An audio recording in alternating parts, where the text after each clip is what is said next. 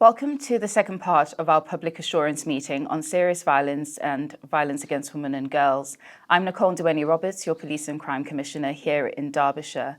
I'm elected on behalf of the residents to hold our Chief Constable and the force to account on behalf of the public. Your priorities are our priorities, and today we'll be looking into how we are tackling serious violence, including violence against women and girls here in Derbyshire. Part 1 of my public assurance meeting is available to all residents on my website. This gives me an opportunity to review and challenge when necessary any issues that may come up, but also acknowledge where progress has been made. The second part today offers our residents an opportunity to ask the Chief some questions. So each of these meetings will shine a spotlight on each of the priorities that the public have asked me to focus on during my term. Today is an opportunity for the public to ask questions to the Chief, and there'll be a number of questions that will be submitted into casework, and we will provide a written response to you all. I know that this is a challenge for all of our residents, and this is an issue that has been of concern. Nationally, we know that a woman is killed by a man every 2.7 days. Globally, every 10 minutes, a woman is intentionally killed by a partner or family member. Nearly 1 in 3 women aged 16 to 59 will experience domestic abuse in their lifetime. And 1 in 4 women in England and Wales have been raped or sexually assaulted as adults. These statistics are alarming. We know that locally there's a lot of work that is being done to reduce crime in this area, and in Derbyshire we have seen decrease. I highlight this urgency because it's not just the police's problem, it is our community's response to this issue that matters. We all need to work together. I am joined just before the Chief comes to answer some questions by our Assistant Chief Constable, Michelle Shooter. Michelle leads on neighbourhood policing here at the Constabulary, but is also one of our national leads for neighbourhood policing with the National Police Chiefs Council. Thank you so much for joining us today, especially to talk about this really important issue.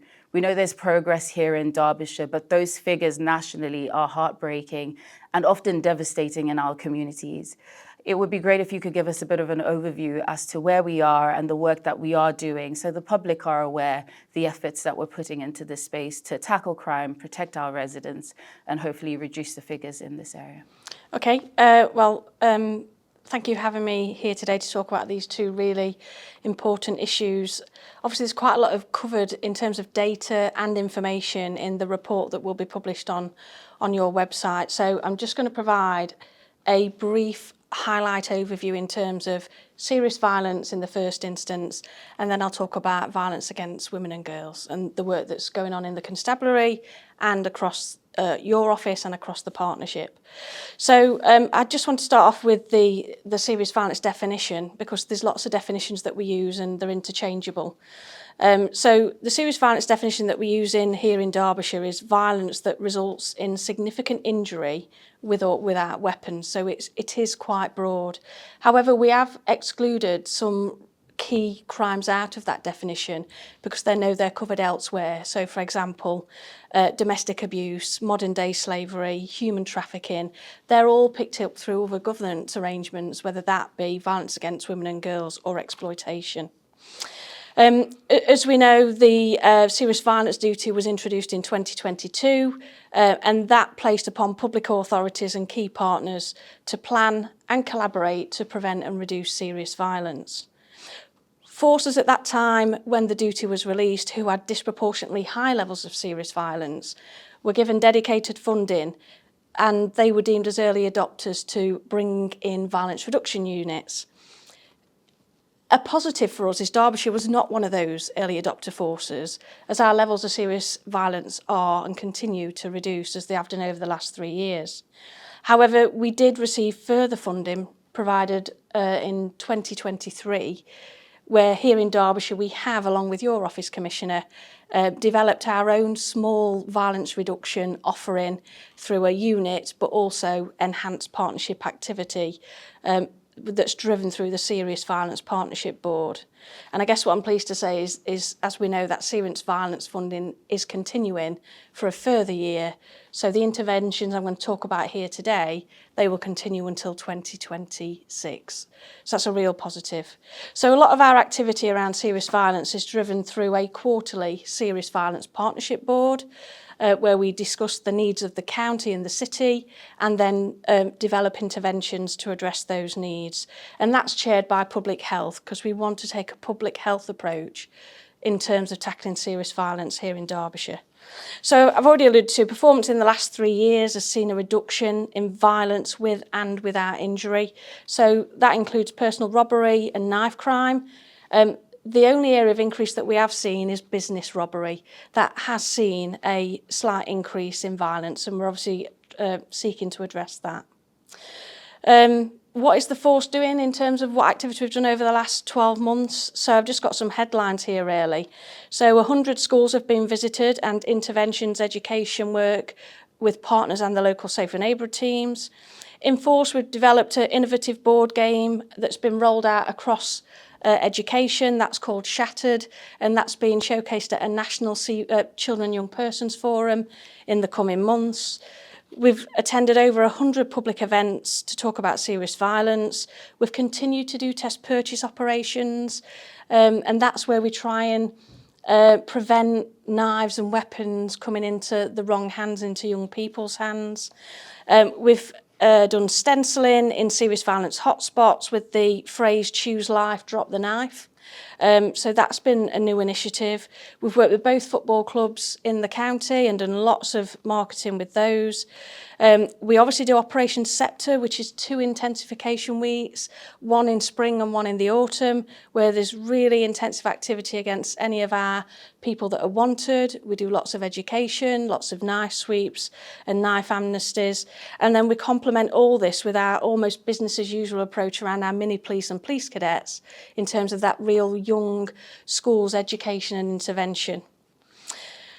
Just in terms of the partnership and I guess where that funding, so we received around, it was over £500,000 worth of funding. So we did form the Violence Reduction Unit, which is a small team, but it coordinates the partners, us included in terms of addressing some of that activity. And it's also funded a number of interventions this year that will continue into 2026. So it funded the Walk Away campaign. So that is a national programme which is evidence-based, and it focuses on behavioural change, and it's emanated from the nighttime economy and that kind of one-punch campaign that's hit the headlines over the years. The second intervention was a Hope Hack. So we ran 2 workshops here in Derbyshire, one at Derby and one at Chesterfield, and that's aimed at 13 to 25-year-olds. It is a UK-wide programme, and it was established to commemorate the 20th anniversary legacy campaign of the death of Damilola Taylor, who was a 10-year-old boy in London who was stabbed and sadly lost his life. And he wrote a poem around hope. So the Hope Hack engages young people so they can have hope and change their thought and their thought processes about their young lives and what they can do. It's also funded the Chesterfield Vulnerability Hub, so this operates to support the nighttime economy. It's got paramedics, police officers, local authorities staff, and that will continue into next year. We run a schools exclusion programme dedicated in Derby City around supporting the Roma community and the young people in those schools. We have a serious violence mentoring scheme, which is an intensive 12-week programme where local authority partners, us as police, can refer individuals into that mentoring programme to hopefully reduce their impact on serious violence. We work with Safe and Sound on their I Can, I Will programme, and as I say, that will continue, and that is a bespoke programme in schools encouraging students to become active bystanders. We invested in virtual headsets, so we've rolled out to 13 schools across the city, virtual decision making in terms of serious violence, and we've also funded a wellbeing worker in the county that works with care leavers who are clearly vulnerable and young people, so that operates across the entire of the county. And I guess what's going to come next year and that's in progress, as I alluded to earlier, the serious violence funding has been rolled on for a further year, and we've also recently received through your office, Commissioner, a further £1 million for hotspot policing, and that's going to be far broader than antisocial behaviour. That does incorporate serious violence and knife crime hotspots, and obviously we're just waiting to sign off of those plans that were submitted to the Home Office. So that's kind of the brief overview around serious violence. In terms of violence against women and girls, and there's a lot of overlap in these areas. So in terms of our approach to VAWG, and I reference it as VAWG through the remainder of this interview, but that is offences that disproportionately affect women and girls. So, and our work is aligned to the National Strategic Threat and Risk Assessments that's been produced for policing, and it's got certain categories that indicates the greatest threat to women and girls, which are domestic abuse, rape and serious sexual offences, and child sexual abuse. So here in Derbyshire, we have dedicated teams dealing with all those areas of business.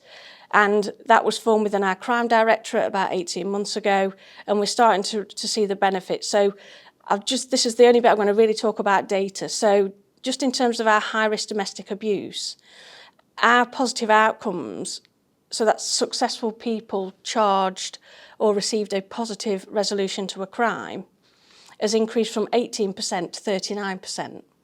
RASO, so that's rape and serious sexual offences, the positive outcome rate has increased from 6% to 12.9%, that's higher than the national average. And we're seeing increased number of civil and criminal orders being placed on subjects to prevent further offending, and a growing area of demand around indecent images. Over the last 12 months, we've done 563 enforcements and safeguarded over 900 children, but this is an ever-increasing area of demand within policing. Just in terms of VAWG-related crime, we have seen an increase over the last 4 years, but only in some crime types, and they're documented within the report. We've seen reductions in others, and this is in line with national trends and what I would say is improved awareness raising in terms of violence against women and girls. However, what's really interesting is the Crime Survey of England and Wales indicates that there's been no significant rise in VAWG-related offending. So that's a really interesting contrast. And just finally, just some of the key issues that I just want to pull out the report in terms of what the force and the partnership and yourself in your office are doing to address VAWG. So the Women's Voices Advisory Group has commenced and been established. They have 3 main priorities, and that's a behaviour change in policing, awareness raised internally and externally, and myth busting around that whole violence against women and girls agenda. VAWG features as a cross-cutting theme in a number of our areas and features on agendas, for example, youth scrutiny within our custody environment, cadet listening circles, and our children and young person steering group. That's just to name just a few. So it is a cross-cutting theme across policing. The Derby City Council VAWG Forum is now up and running, and that offers a space to share learning and networking opportunities. We ran a Call It Out campaign in 2024, and that encouraged men and boys to challenge unacceptable behaviour, and that we reached out to universities, schools, reaching over 1,000 people in terms of that campaign. Just in terms of stalking, in September 2024, we received the super complaint from the Susie Lampew Trust, and as a result, a new stalking tactical working group has been established that will implement all those recommendations of that super complaint. Operation Soteria implementation, so a strategic board chaired by an Assistant Chief Constable, really focus on delivering that national operating model to improve the service to all victims of rape and serious sexual offences. And there's a significant investment going into training our frontline staff in that response to RASO offending. We've just launched a pilot, a multi-agency tasking and coordination process, which is perpetrator focused around VAWG offending. And there's a significant amount of work going on in the nighttime economy across both the city and the county, including Operation Night Watch, which is overt and covert patrols in our nighttime economy, where we feel we've safeguarded a potential 64 victims in that environment. And Operation Keep Safe, which is a a focus on child exploitation within that licensing environment. And obviously through your office, Commissioner, you commission a wealth of victim services to support victims within both serious violence and within violence against women and girls, and that's a key area of business. So, you know, there's a lot to talk about, but there's a lot of activity going on. But overall, you know, a positive picture with continued funding that we hope to continue our good work over the next 12 months. Oh, thank you very much for that overview. I know it's reassuring for residents because it is an issue that does come up on the doorsteps when people are contacting my office, and it is a priority for residents on the police and crime plan. And it's good to hear about the partnership working because we know it's cross-cutting. We need to be in the schools. We need to be working alongside health. And like I said a bit earlier, it's a partnership effort. It's everyone's challenge for us to tackle. So I think that's something it's good to hear about the constabulary's efforts in those spaces and some of those positive figures. But how do we ensure that we are not complacent?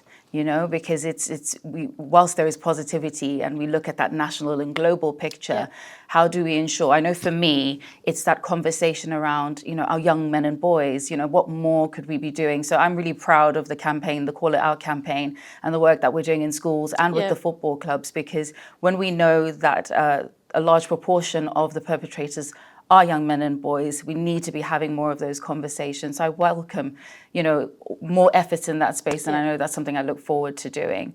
I mean, for you, I always like to ask this question, and I probably asked this the last time you gave an overview, but what would you be saying to our residents at the moment who, for example, there's a lot going on in the press around digital influences on our young people and serious violence, around, again, you know, our young men, our young boys, our young girls. I guess, what's your message to parents who are concerned? Because I have that when I go into schools a lot, when parents are saying, well, you say I need to safeguard my children, but I don't know how to work whichever, you know, whether it be TikTok or Snapchat or Facebook or Instagram, whatever the social media platform is. If parents are saying to you, well, what do we do? Would you have any advice if they're seeing potential behaviours that their children are displaying? Is there anything that you could advise on there? I mean, I would say, you know, it's really, I guess we shall refer to, I don't know if people may have seen the TV programme on Netflix, Adolescence, and there's an entirely different language around emojis.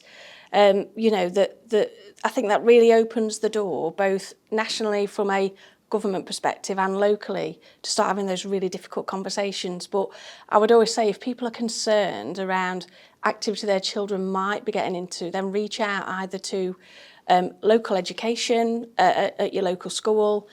By all means, reach out to the Safe and Abled teams or ring us for advice. But there's also advice online, and I think it's do your research, but I think encourage that safe environment where you can have those trusted conversations and between you and your child to be really open, because, you know, that I think the opportunity now, especially with the national media, the TV programme that's been on, it's really hit the headlines and brought it into sharp focus on the damaging influence that social media, peers and others can have on young boys primarily. Yes. No, thank you for that, because I think, you know, speaking to parents, as I say, that's some of the questions I get, and it is tough. It's tough trying to navigate parenting anyway, never mind with social media. And I mean, I learned a lot about emojis that I actually didn't realize also. So the picture is ever evolving. But we know that the government have got other policies that they have introduced. So we know that the criminalization of sharing non-consensual intimate images, that's been brought into legislation. So we are seeing that national approach as well to help support some of the work that we're doing locally. We've seen bans on zombie knives as well, which we welcome. There's a lot more to be done around how people access knives, whether that's online and through other means. But it is good to see that we are having almost like a joint approach nationally and locally with different stakeholders. I know there's the introduction of embedded abuse specialists in our control rooms, which is something I definitely welcome. We know that that's At the moment, they're going to be running a pilot, but I really hope that that will be rolled out nationally, because I think it's really important that we do have those specialists in those spaces. But no, there is a lot being done, and I really appreciate your time today and for you just talking through some of the work. And I know we could have gone on for a while. I've read the detailed report, so there is a lot that we definitely could have gone through, but you've covered it as much as possible. And I hope people will have a read of that report. And thank you again, Michelle, for joining us. No, thank you. Thanks very much.